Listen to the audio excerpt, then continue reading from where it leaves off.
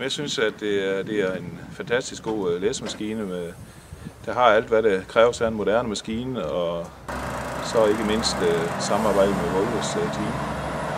Det er både salgsafdelingen, men ikke mindst mekanikeren, som gør et rigtig godt stykke arbejde, og du kan få fat i dem, når du har brug for dem.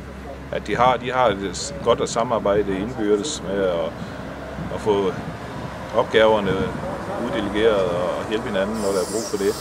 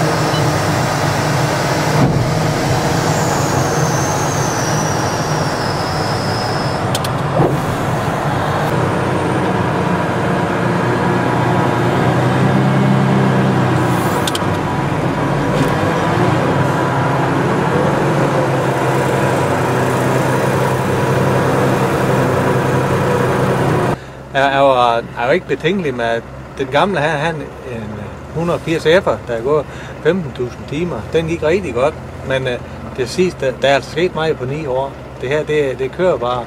Der er ingen larm, altså komforten, den er helt i top.